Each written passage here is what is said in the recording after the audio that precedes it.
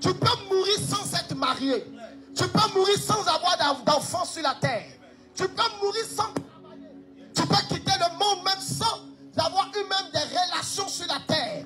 Tu peux mourir sans même connaître le président, sans le toucher.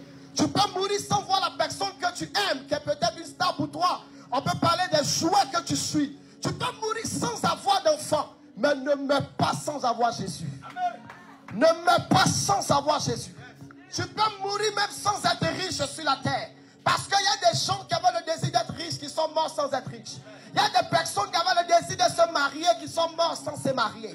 Il y a des personnes qui voulaient avoir des relations, des grandes relations qui sont morts sans avoir ces relations. Il y a des personnes qui voulaient voyager, qui avaient le désir de voyager, elles sont mortes sans voyager. Il y a des personnes qui voulaient avoir d'enfants, elles sont mortes sans avoir ces enfants. Mais je connais des personnes qui n'ont pas eu toutes ces choses, mais qui sont morts en Jésus de Nazareth. Le plus important, tu peux rater ta vie sur la terre, mais il ne faut pas rater ta vie dans le ciel.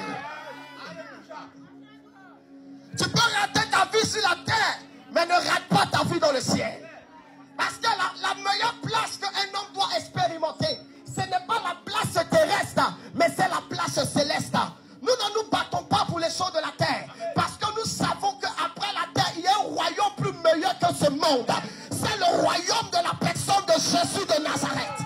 C'est un royaume sans souffrance. C'est un royaume où il n'y a pas de guerre. C'est un royaume où il n'y a pas de larmes. C'est un royaume où il n'y a pas de pleurs. C'est un royaume où il n'y a pas de palabres. C'est un royaume où il n'y a pas de haine. C'est un royaume où il n'y a pas de troubles. C'est un royaume de paix. Un royaume de louange et un royaume de gloire. Tu peux mourir sans avoir ces choses, mais ne meurs pas sans avoir Jésus.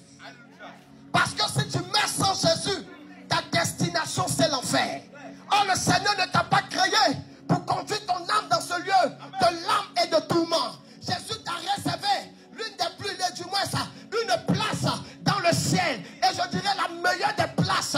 Mais ne laisse pas le péché te priver de cette place. Ne laisse pas ton orgueil te priver de cette place. Ne laisse pas, oui, ta fierté te priver de cette place. Ne laisse pas les poteaux du quartier te priver de cette place.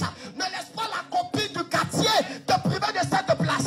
Ne laisse pas ta beauté te faire croire que parce que tu es belle, tu dois vivre ta vie sur la terre, te priver de la place que Dieu te réserve au ciel. Ne laisse pas ton argent te priver de la place que Jésus t'a réservée dans le ciel. La Bible dit que c'est-il à un homme de gagner le monde s'il perd la partie la plus précieuse de sa vie qui est son âme.